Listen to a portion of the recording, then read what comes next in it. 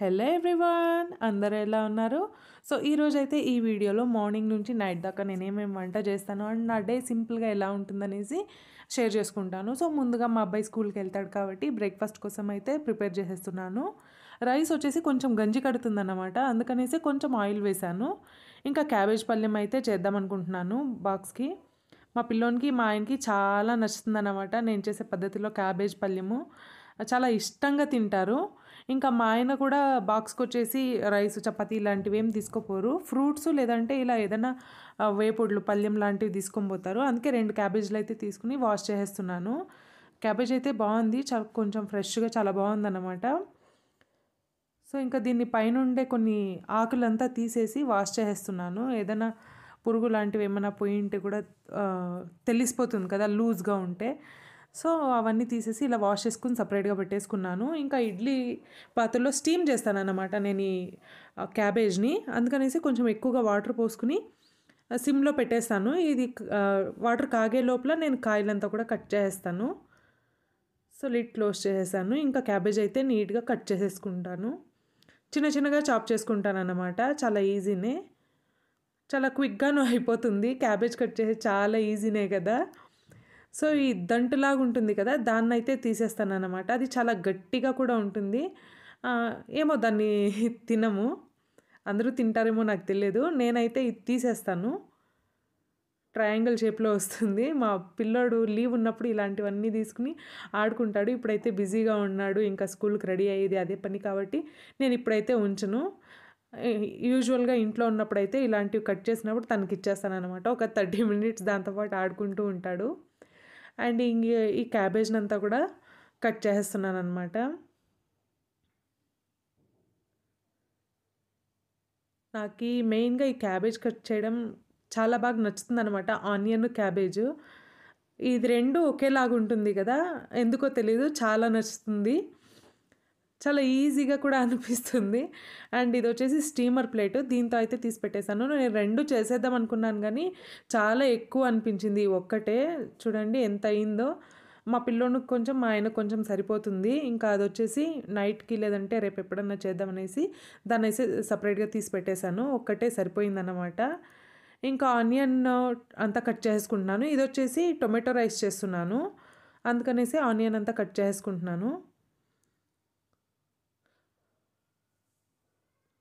So దీనంతా కొంచెం రఫ్గా chop చేసి చాపర్లో చాప్ చేసేస్తాను అనమాట. కొంచెం ఈజీగా కట్ అయిపోతుంది. ఇంకా కళ్ళలో నీళ్ళు ఏర్లై పారాల్సిన అవసరం ఉండదు కాబట్టి. ఇంకా ఈ చాపర్ వచ్చింది నిజంగానే నాకు చాలా హ్యాపీనెస్ ఇస్తుంది. చాలాసార్లే చెప్తూనే ఉన్నాను, నిజంగానే అంత నచ్చిందనమాట. ఇంకా క్యాప్సికము, దీన్ని అయితే చేతిలోనే కట్ చేసేస్తాను. చాపర్లో వేస్తే ఏంటంటే ముద్ద కట్టినట్లు వచ్చేస్తుంది అనమాట. ఇది కొంచెం వాటర్ కంటెంట్ ఎక్కువ ఉంటుంది కదా, అంటే అలాగ వచ్చేస్తుంది, చాలా వాటరీగా ఉంటుంది. క్యాబేజ్ ఫ్లేవర్ అంతా బాగా అనిపించదు అనమాట. అందుకే దీన్ని అయితే చేత్తోనే కట్ చేసేస్తాను, అంటే నైఫ్తో కట్ చేస్తాను. ఇంకా కొన్ని పచ్చిమిర్చిలు అయితే తీసుకున్నాను. ఈ టొమాటో రైస్కి పచ్చిమిర్చి ఫ్లేవర్, క్యాప్సికమ్ ఫ్లేవర్ చాలా అంటే చాలా బాగుంటుంది. ఇంకా కారం పొడి చాలా కొంచెమే వేసుకుంటాను, అందుకే పచ్చిమిర్చి కొన్ని ఎక్కువే వేసాను. ఇంకా రైస్ చూసేసరికి ఉడికిపోయిందన్నమాట చూడండి. ఇంకా దీన్ని గంజి వంచేసి సపరేట్గా తీసి పెట్టేస్తాను. అండ్ ఇక్కడ క్యాబేజ్ కూడా ఉడికినట్టు అనిపించింది, చూస్తే ఆల్మోస్ట్ ఉడికిపోయింది. అందుకే ఇంకా గంజి కూడా వంపేస్తున్నాను. ఇది వచ్చేసి నేను చీర ఒకటి ఉంది, కాటన్ శారీ, దానికి గంజి పట్టాలన్నమాట, కొత్త చీరే. ఇంకా దానికనేసే కొంచెం గంజి అయితే తీసుకుందాం అనుకున్నాను కానీ అంతా బయటకే వచ్చేసింది. బట్ ఇంత గంజి సరిపోతుంది చీరకి గంజి పట్టడానికి. అండ్ ఇంకా టొమాటో రైస్కి అయితే రెడీ చేసేస్తున్నాను. ముందుగా కడాయిలో ఆయిల్ వేసుకున్నాను. సాసులు, జీలకర్ర, శనగబాళ్ళు ఉంటే కూడా వేసుకోవచ్చు, చాలా బాగుంటుంది. బట్ నేను ఇక్కడైతే స్కిప్ చేస్తున్నాను. ఇంకా ఆనియన్ కొంచెం ఫ్రై అయిన తర్వాత క్యాప్సికము, పచ్చిమిర్చి 2 వేసుకుని ఉప్పు, పసుపు కూడా వేసుకొని ఫ్రై చేసేసుకోవాలి. ఫ్లేవర్ అయితే చాలా బాగా వస్తూ ఉంటుంది ఆనియన్, ఈ క్యాప్సికమ్ 2 కాంబినేషన్లో ఫ్రై చేసేటప్పుడు. ఇంకా టొమాటో కూడా చాప్ చేసేసుకున్నాను, దాన్ని కూడా వేసేస్తున్నాను. చాలా ఫైన్గా చాప్ చేసామంటే అది చాలా త్వరగా అయిపోతుంది. ఇంకా నా దగ్గర వచ్చేసి పచ్చి బఠానీ ఉన్నిందనమాట, దాన్ని కూడా కొంచెం వాష్ చేసి వేసేసుకున్నాను. బాగుంటుంది కదా కలర్ఫుల్గా చూడ్డానికి కూడా. అండ్ ఇలా బఠానీలు ఉంటే కూడా ఇష్టంగా తింటారు కదా పిల్లలు మెయిన్గా. అండ్ కొంచెం ఉప్పు అయితే వేసేస్తున్నాను, సరిపడా ఉప్పు. నేనిప్పుడు బ్రేక్‌ఫాస్ట్ చేస్తున్నాను కదా! ఇదొచ్చేసి అందరికీ సరిపడా చేసేస్తాను. సెపరేట్‌గా చేసేనంత అంటే అన్నిటికి టైం తీసుకోను. ఒకేసారి చేసేస్తాననమాట. ఇంకా ఇంట్లో కారం పొడయితే అయిపోయింది. అందుకే ప్యాకెట్ యూజ్ చేస్తున్నాను. ఏం చేసేది ప్రస్తుతానికి నచ్చకపోయినా గూడా వాడాల్సొస్తుంది. దాంతో వేరే ఇప్పుడు చేసుకుందాం అనుకున్నా గూడా అప్పుడప్పుడు చినుకులు పడుతుంది. ఆహ్, వ టైమే సరిపోతలేదు దాన్ని చేసుకోవడానికి. ఊర్లో చేసుకుంటాను యూజువల్‌గా. అండ్ టొమాటో గొజ్జయితే అయిపోయింది గదా! ఇంకా వచ్చేసి క్యాబేజ్ పల్యం అయితే చేసేస్తున్నాను. దీనికి కూడా సేమ్ కడాయిలో ఆయిల్ వేసుకొని, సాసులు, జీలకర్ర వేసుకున్నాను. దీనికైతే ఎండుమిర్చి వాడుతున్నాను. ఎర్రగడ్డలు, ఎండుమిర్చి, కరివేపాకు వేసుకొని ఫ్రై చేసుకునిన తర్వాత టెంకాయ తురుముంటుంది కదా! పచ్చి టెంకాయ దాన్నయితే కూడా వేసుకొని ఒక 30-40 సెకండ్స్ ఫ్రై చేసుకోవాలి.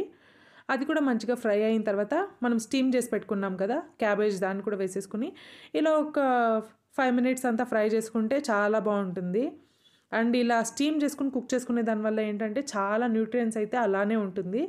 సో, నేను ఫస్ట్ నుంచి ఎక్కడ ఉప్పు యాడ్ చేయలేదు కాబట్టి క్యాబేజ్ పల్యంకి ఇప్పుడైతే సరిపోయినంత ఉప్పయితే వేసేస్తున్నాను.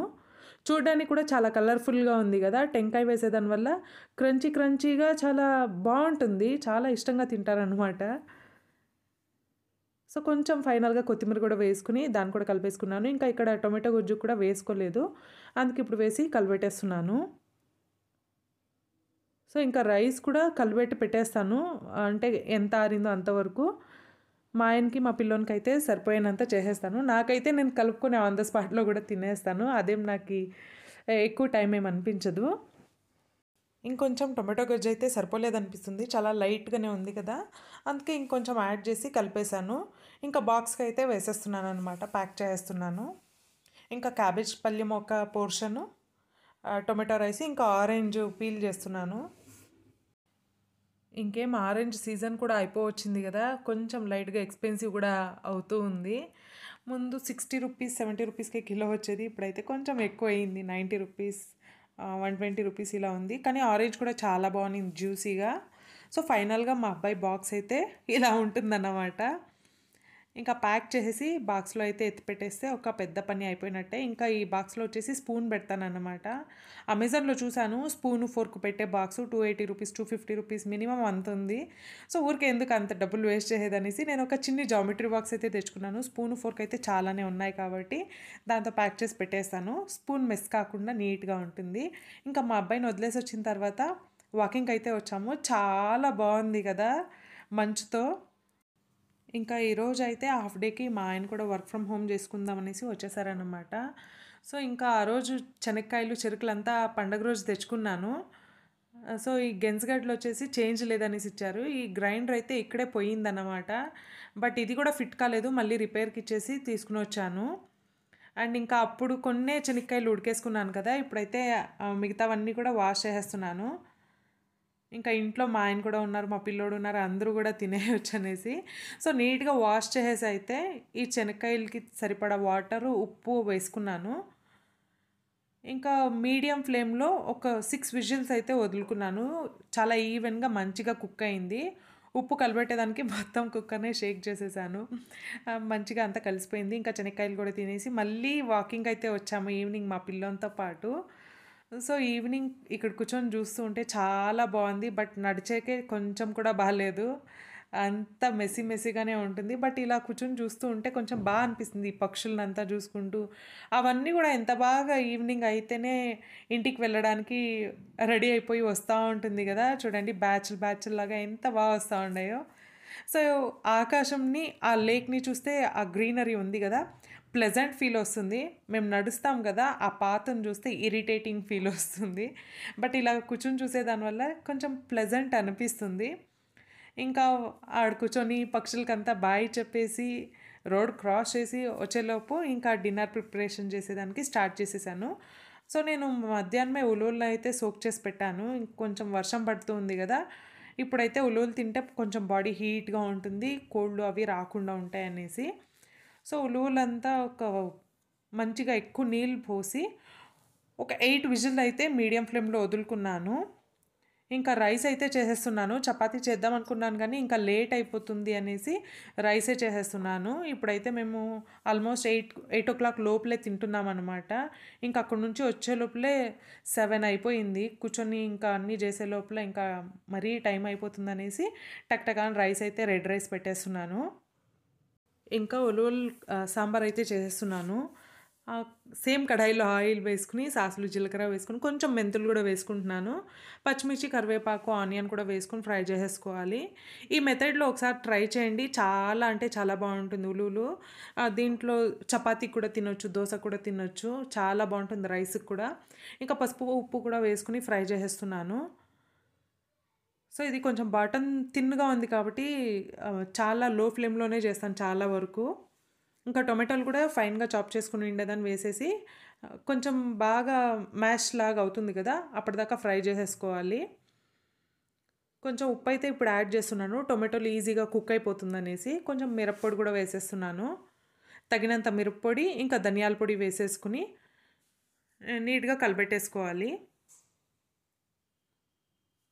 సో, ఇప్పుడైతే ఇంకా కొంచెం లో ఫ్లేమ్‌లోనే చేసుకోవాలి. లేదంటే ఘాటు అయిపోతుంది గదా! సో, ఇక్కడ చూడండి కొంచెం టొమాటో గుజ్జులాగా అయింది కదా! చూడండి ఆయిల్ అంతా కూడా పైనకి తేలుతా ఉంది. ఈ స్టేజ్‌లో చింతపండు రసం అయితే వేసేసుకోవాలి. కొంచెం చింతపండు అంతే అనమాట. వేసుకుంటే ఫ్లేవర్ చాలా బావుంటుంది ఈ ఉలవల సాంబార్‌కి.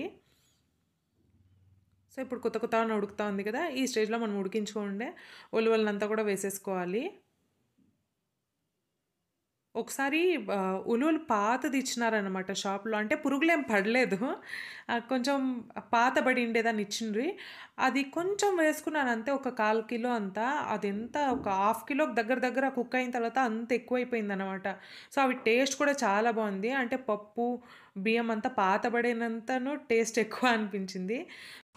ఇంకా ఫైనల్‌గా కొంచెం కొత్తిమీర వేసేసుకొని కలిపెట్టేస్తే ఒక 5 మినిట్స్ ఇలా కుక్ చేసుకుంటే చాలనమాట. హై ఫ్లేమ్‌లోనే సాంబార్ కూడా దగ్గర పడుతుంది. టేస్ట్ కూడా చాలా బావుంటుంది. ఇంకా మా పిల్లోడొచ్చేసరికి 7:30 మాక్సిమం తినేస్తాడనమాట. అందుకనేసి ఇంకా ఫస్ట్ తనకైతే సర్వ్ చేసేస్తున్నాను. మేమొచ్చేసి ఒక 7:45, 8 అలా తింటాము. ఇప్పుడు వాకింగ్‌కెళ్ళొచ్చాం కాబట్టి తనకు త్వరగా కూడా ఆకలవుతుంది. తనకు సర్వ్ చేసేస్తున్నాను. అండ్ వీడియోని ఇక్కడితో ఎండ్ చేస్తున్నాను. మీకు గనుక నచ్చుంటే తప్పకుండా లైక్ చేయండి. ఛానల్‌కి సబ్స్క్రైబ్ చేయండి. Thank you so much for watching. Bye bye.